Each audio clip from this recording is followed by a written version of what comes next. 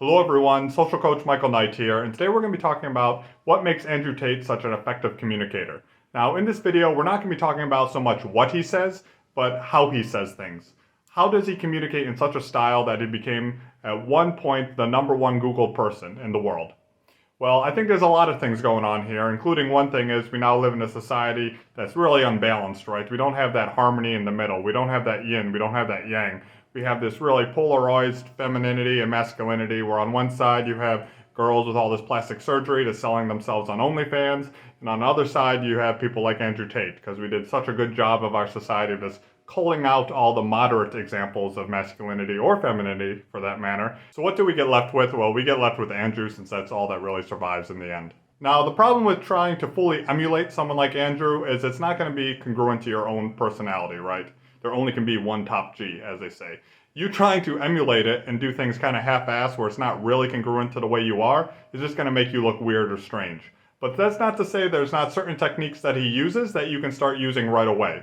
And that's what we're about to go through in this video. So the first thing that Andrew does that you can emulate is he always speaks with complete confidence and assuredness in what he's saying. It doesn't even matter if what he's saying is completely ridiculous. Like when he argues a point like he only drinks sparkling water because normal water is for poor people.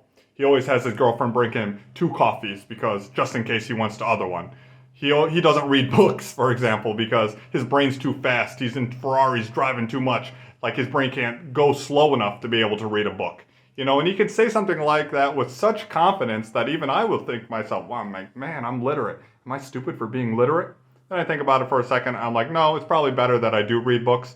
But wow, look at that confidence where he can take such a concept as ridiculous as that and make it sound reasonable just through the confidence and assuredness in the way he speaks. The second attractive communication trait that Andrew Tate does is he speaks with no filters. He's not stuck in his head. He really just says whatever he's thinking. Again, no matter how ridiculous that might sound.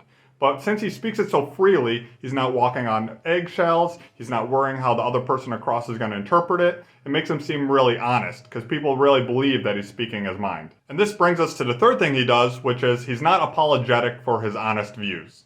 He doesn't walk things back just to make you more comfortable or try to make you like him. Again, it makes him seem very honest. And a person that's not honest like this, a person who's unattractive, is a person who's flip-flopping. A person who's so easily willing to change their position just to make another person like them.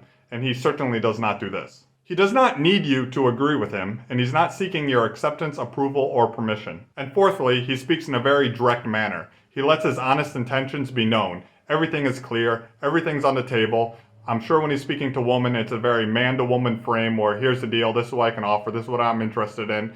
Nothing's hidden, it's all out in the open. And people also find this very refreshing to hear. One thing I wouldn't do though, if I was trying to communicate in a more attractive manner, is do all the name dropping and all the showing off that's just so blatant and in your face he does.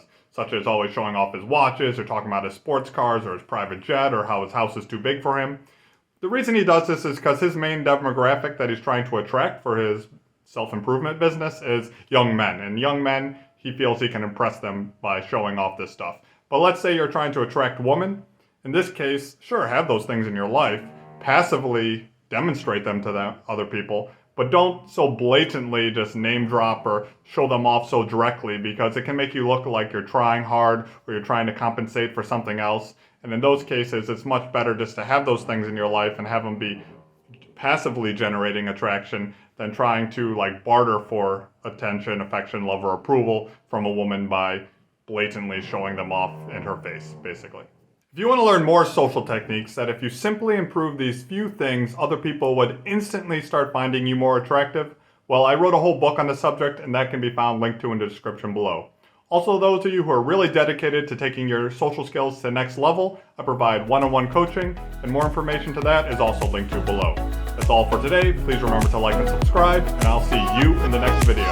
Until next time, ciao.